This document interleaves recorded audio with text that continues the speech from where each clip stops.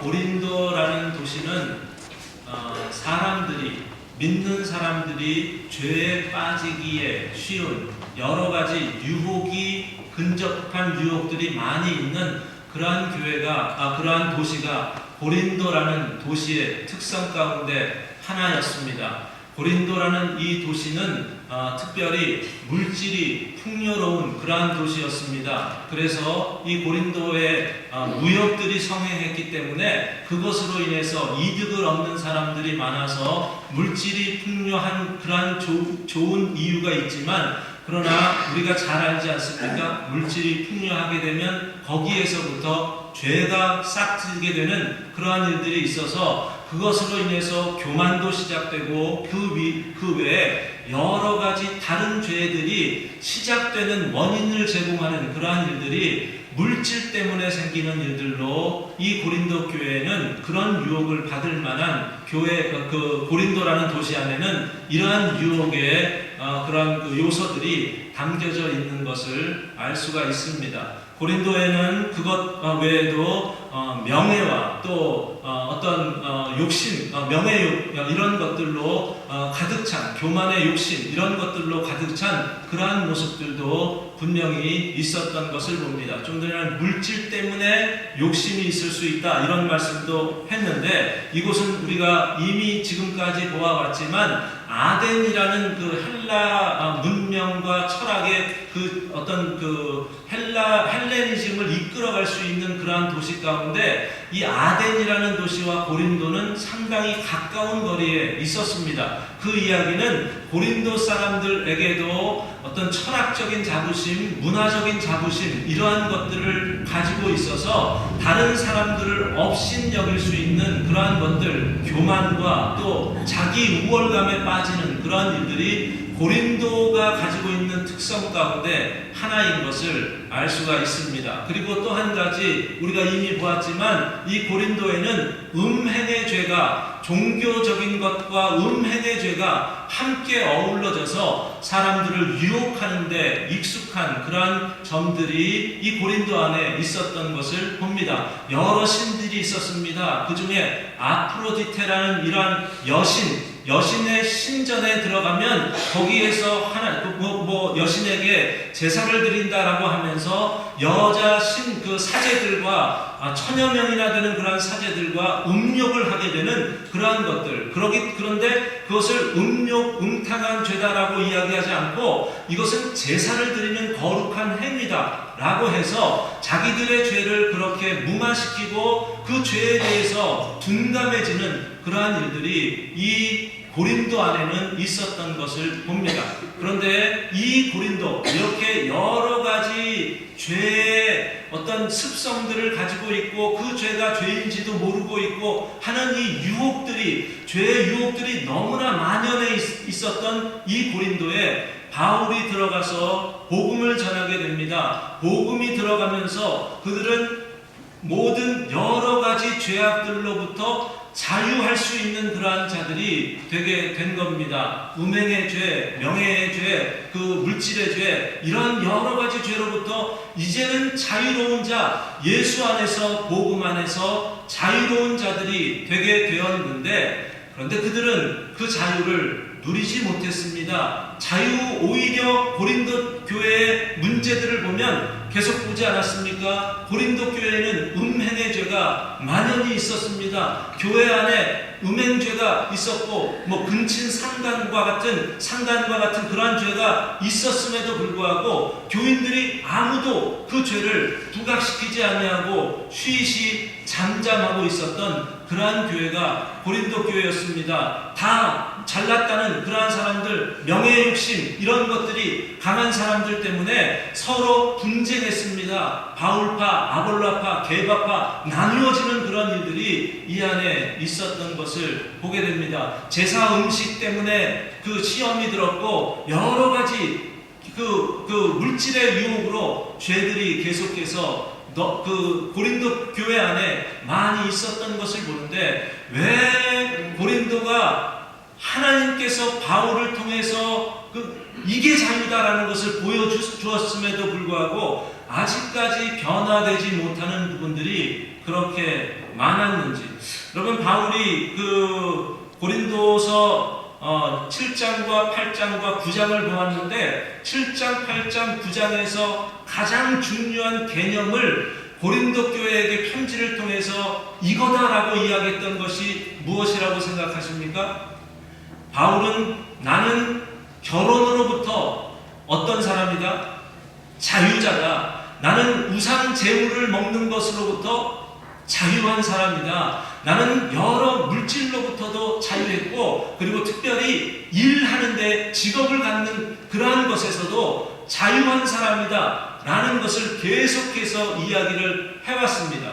그 이야기를 하다가 이제 10장에 와서 바울이 무엇을 이야기합니까? 1절과 2절을 보시면 바울은 특별히 2절을 보시면 모세에게 속하여 다 구름과 바다에서 세례를 받았다. 이스라엘 백성들의 과거 모세의 인도를 받고 애굽에서 광야로 나왔던 이스라엘 백성들의 역사를 설명하면서 그들에게 이런 일이 있었다라는 것을 이야기하는데, 바로 무엇을 이야기하냐면 이들이 과거의 모세 때문에 모세에게 속해서 자유한 자들이 되었다라는 것을 언급하고 있는 것을 봅니다.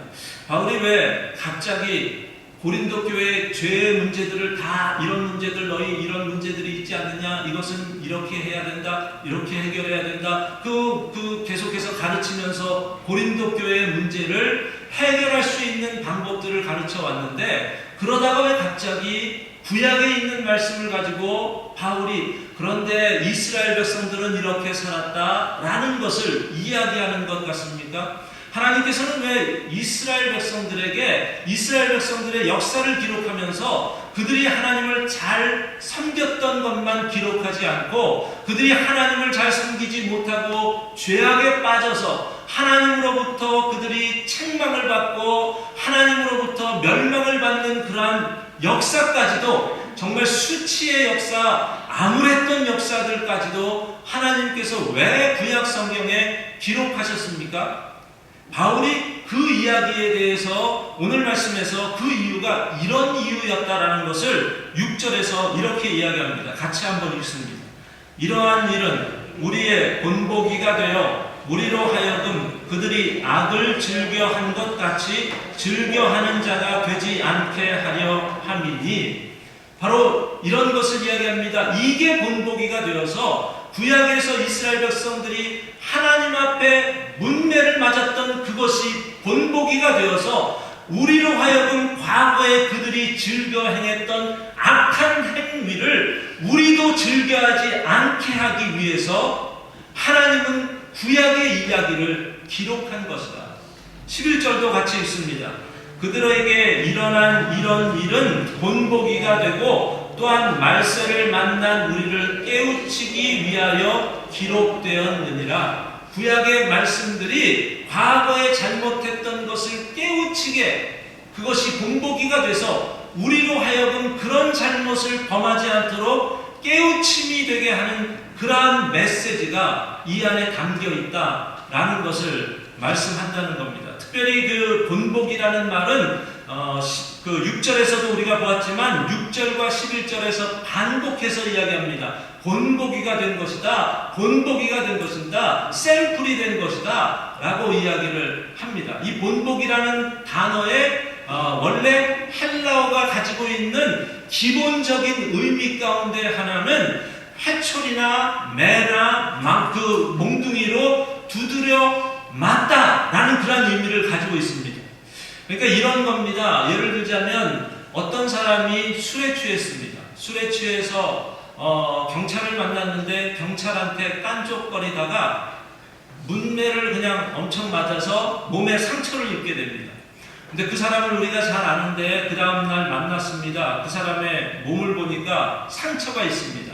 상처가 있는 것을 보고 우리가 무슨 생각을 해야 되는 거냐면, 술 취해가지고 경찰한테 깐족거리면 저렇게 되는구나, 이런 거를 알고 우리는 그렇게 하지 말자라는 생각을 갖게 만드는 그런 상처와 같은 것들을, 지금 본보기와 같은 것들을 이스라엘 사도 바울은 누구에게 보여주고 있냐면 고린도전 그 사람들에게 보여주고 있는 겁니다. 과거에 이스라엘 백성들이 하나님 앞에 바로하지 못했던 문매 맞았던 하나님으로부터 매를 맞았던 사건들을 이스라엘 백성들에게 하나씩 하나씩 끄집어내서 그것을 펼쳐 보이면서 야, 이런 일들이 과거에 있었다. 그러니까 여기에 있는 이런 상처들을 보고 너희도 그런 똑같은 잘못을 범해서는 안 된다 라는 것을 바울이 고린도 교회에게 이야기하고 있는 것을 봅니다. 그렇다면 이스라엘 백성들이 과거에 그 하나님으로부터 상처받았던 그러한 그 매를 맞았던 사건들이 어떤 사건들이었습니까? 그 사건들을 이야기하기 이전에 이스라엘 백성들에게 그 이전에 어떤 큰 변화가 있었는데 그 큰 변화는 어떤 변화였는지를 먼저 바울이 이야기하고 있습니다. 1절과 2절을 보시면 형제들아 나는 너희가 알지 못하기를 원하지 아니하노니 우리 조상들이 다 구름 아래에 있고 바다 가운데로 지나며 모세에게 속하여 다 구름과 바다에서 세례를 받고, 특별히 2절에 있는 말씀을 보면 모세에게 속했기 때문에 구름과 바다에서 세례를 받았다라는 그러한 표현을 사용하고 있습니다.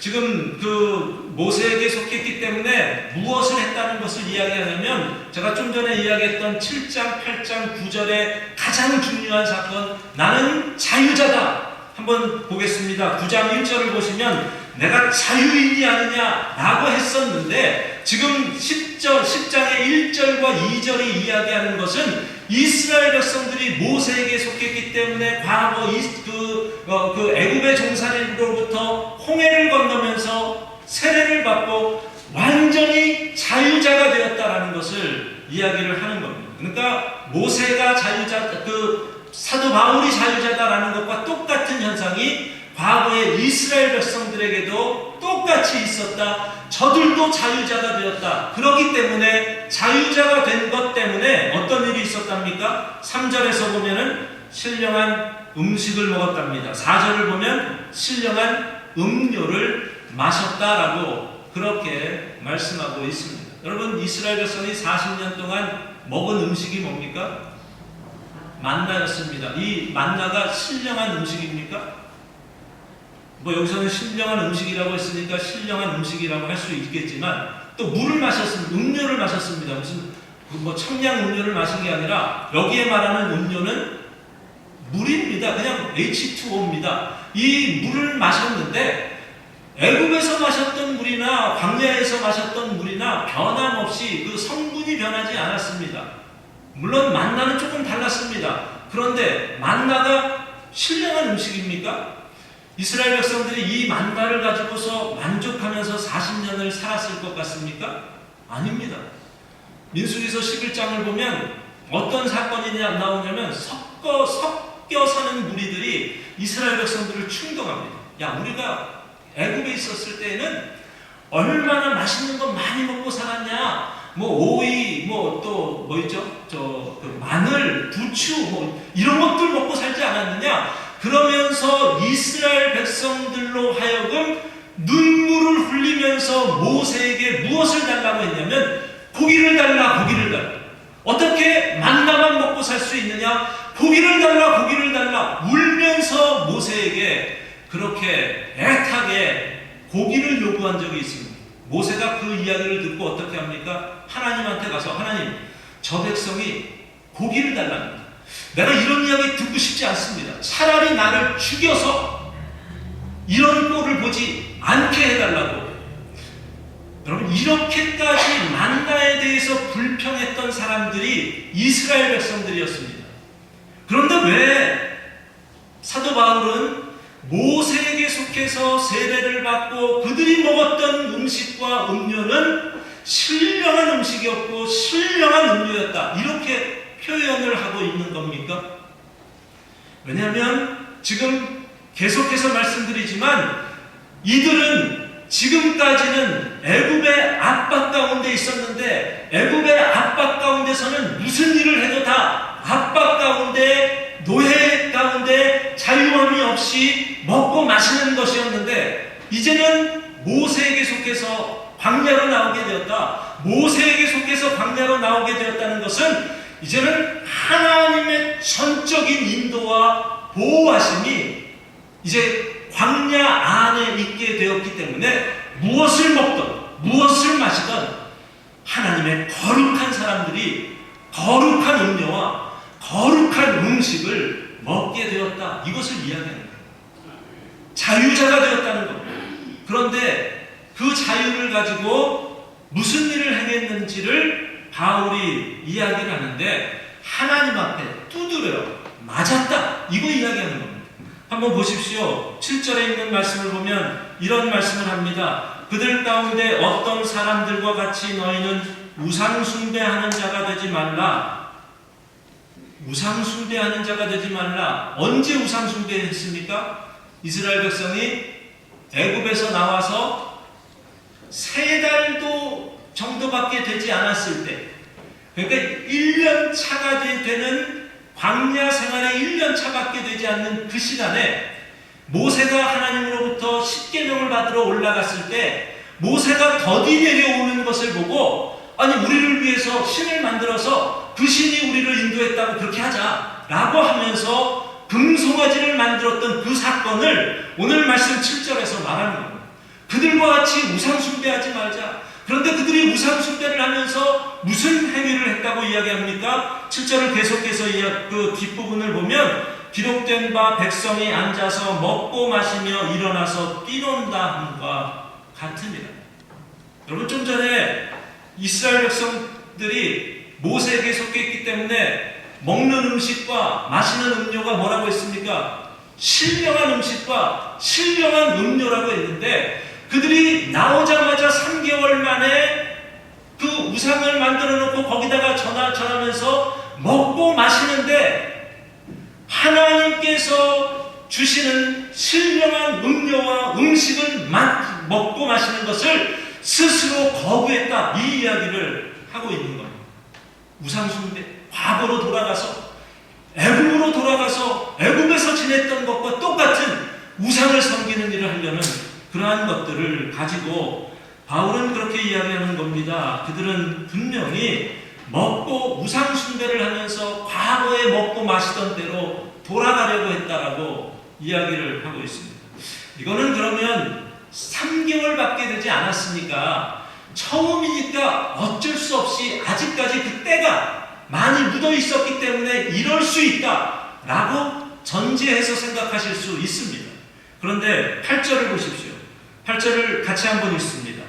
그들 중에 어떤 사람들이 음행하다가 하루에 23,000명이 죽었나니 우리는 그들과 같이 음행하지 말자. 이 사건은 민수기서 25장의 사건입니다. 민수기서 25장에서 이스라엘 백성들이 모압 여자들과 이스라엘 남자들이 음행했던 그런 사건을 소개하는 겁니다. 그런데 그때가 언제일 것 같습니까? 이스라엘 백성이 광야 생활을 어느 정도 했을 때일 것 같습니까? 광야 생활에 40년 차가 되었을 때입니다. 광야 생활을 이제 다 끝나고 마치 광야를 학교로 생각하면 광야 학교 졸업장을 받을 그러한 시점이 되었을 때 이스라엘 백성들이 거기 가서 그 많은 광야의 40년간 훈련과 연단을 받았던 이스라엘 백성들이 뭐 했답니까? 마치 이스라엘 1년차 광야 생활에 있었던 사람들처럼 음행하는 죄를 범하는 그러한 몰직하단 그러한 백성이 되었다라는 것을 바울이 이야기하고 있는 겁니다. 8절을 보십시오. 또 하나의 예를 끄집어내고 있습니다. 같이 읽습니다. 그들 중에 어떤 사람들이 음행하다가 하루에 23,000명이 죽었나니 우리는 그들과 같이 음행하지 말자. 이것도 역시 민수기서 21장에서 소개되고 있는 이스라엘 백성들이 마지막 광야 생활의 끝자락에 있을 때, 여러분 끝에 이스라엘 백성들이 끝자락에 있었을 때 있었던 사건들을 기억하십니까?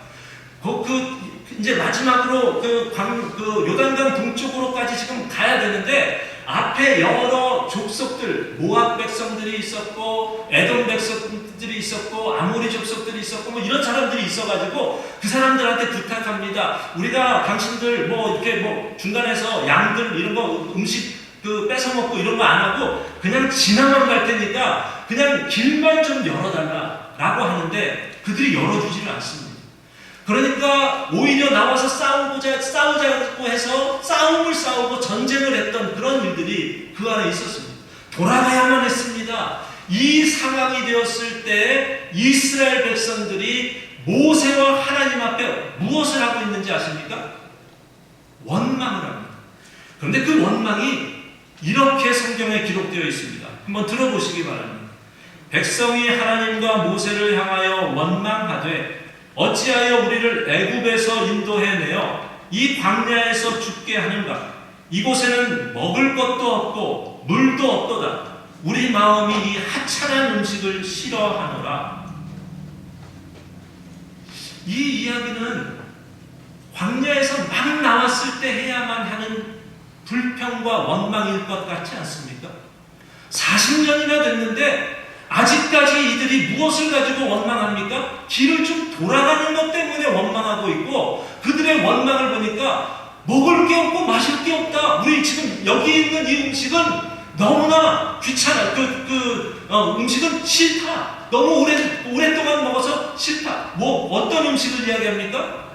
만나를 이야기하고 있습니다. 처음부터 끝까지 이스라엘 백성들은 이렇게 살았다라는 것을 바울이 고린도 교인들한테 이 이야기를 하고 있습니다.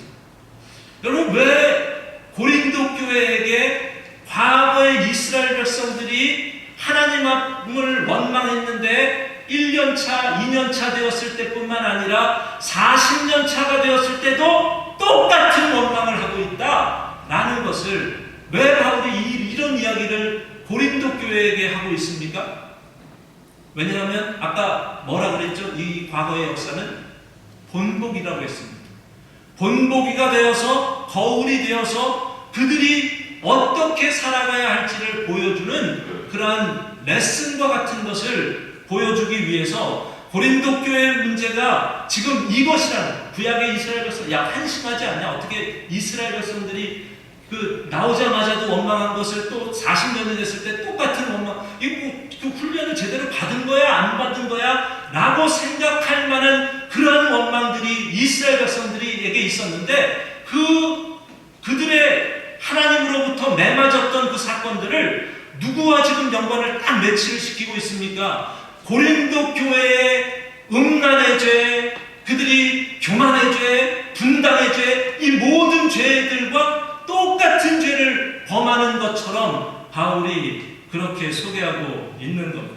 그래서 바울은 이 이야기를 하면서 중간중간에 계속해서 무슨 이야기를 합니까? 6절을 보시면 이런 말을 합니다. 중간에 이런 말을 합니다. 그들이 악을 즐겨한 것 같이 즐겨하는 자가 되지 않게 하려 함이니 그렇게 하지 말자 라는 것을 이야기하는 겁니다. 7절을 보십시오. 그들 가운데 어떤 사람들과 같이 너희는 우상 숭배하는 자가 되지 말라. 너희 옛날에 이스라엘 백성들처럼 똑같이 그렇게 살지 말라고 이야기합니다. 8절을 보십시오. 뒷부분에 우리는 그들과 같이 음행하지 말자. 9절을 보십시오. 뒷부분에 우리는 그들과 같이 시험하지 말자. 10절도 끝에 너희는 그들과 같이 원망하지 말라. 그들과 같이 음행하지 말고 그들과 같이 죄범하지 말고 그들과 같이 원망하지 말고 그들이 했던 것과 똑같은 것을 하지 말라. 구약의 샘플들을 지금 보고 있지 않느냐? 똑같은 과거의 잘못을 범하지 말자. 그만해. 좀 그만해. 똑같은 잘못을 자꾸 범하지 말고 그만해. Enough is enough. 이 이야기를 바울이 이스라엘 백성들, 바울이 고린도 교회에게 하고 있는 것을 봅니다. 그리고 오늘 이 말씀 가운데서 우리가 꼭 기억해야 할 것이 있습니다. 좀 전에 이야기했지만 2절에서 모세에게 속했다라는 겁니다. 모세에게 속했기 때문에 홍해를 건너면서 이 신약적인 용어 세례라는 용어를 사용하고 있는데 홍해를 건너면서 세례를 받았다. 이제 완전히 딴 사람이 되었다 되었다라는 것을 바울이 이야기하고 있습니다. 모세에게 속했기 때문에 애굽으로부터 자유한 자들이 될 수 있었던 겁니다. 모세에게 속했기 때문에 이제는 광야의 자유자가 된 것입니다. 모세에게 속했기 때문에 신령한 음료와 신령한 음식을 먹을 수 있는 자들이 된 겁니다. 모세에게 속했기 때문에 이제는 가나안 땅을 바라보며 하나님의 약속의 땅을 바라보며 그곳에서 훈련과 연단을 받을 수 있는 자들이 되었다라는 것을 이야기를 합니다. 이스라엘 백성들은 모세에게 속한 것으로 인해서 이만큼의 혜택을 받는 자유자들이 되었다라는 것을 이야기합니다. 그렇다면 저와 여러분은 누구에게 속했습니까? 우리는 모세보다 더 확실한 중재자이신 예수 그리스도께 속한 자들인 줄 믿습니다. 예수 그리스도께 속했기 때문에 우리는 과거로 돌아갈 수 없습니다. 예수 그리스도께 속했기 때문에 우리는 이제 이전 것은 지나갔으니 보라 새 것이 되었도다 라고 당당하게 말할 수 있는 자들이 된 겁니다. 예수님께 속했기 때문에 우리가 먹든지 마시든지 하나님의 영광을 위해서 신령한 음료, 신령한 음식을 먹는 자들로 살아갈 수 있게 된 겁니다. 예수에게 속했기 때문에 우리는 이 세상을 산다 할지라도 하나님 나라, 약속의 나라를 바라보면서 당당하게 그 나라의 백성답게 천국의 시민권을 가지고 살아갈 수 있는 자들이 된 겁니다. 예수에게 속한 자들입니다. 얼마나 그 자유를 누리고 있습니다. 그 자유가 있는데도 불구하고 고린도 교회가 한심하게 과거로 돌아가려는, 마치 이스라엘 백성들이 광야로 나왔다가 아니 왜 우리 광야에서 이렇게 굶어 죽여? 애굽에서 잘 살았는데 40년 동안 원망했던 것과 똑같이 계속해서 과거의 삶으로 돌아가려는 고린도 교회를 향해서 너희가 자유자가 아니냐? 왜 그 자유를 하나님 앞에서, 세상 앞에서 제대로 누리지를 못하며 살아가고 있느냐 라고 이야기하는 그 책망의 소리를 들을 수 있기를 바랍니다. 우리에게도 그와 같은 하나님께서 우리에게 허락해 주신 예수 안에서의 자유함을 흐트리지 마시고 주님께서 우리에게 주신 이 자유를 천국에 가서는 누립니다. 이 땅에서도 우리에게 누릴 수 있는 권리와 모든 그 자유의 혜택들을 주셨다는 사실을 기억하고 새롭게 매일매일 새롭게 하나님의 자녀들로 거듭날 수 있기를 바랍니다. 천국 백성답게 우리에게 있는 영적인 자유들을 마음껏 누리는 자들로 사시는 저와 여러분이 되시기를 예수 그리스도의 이름으로 축원드립니다.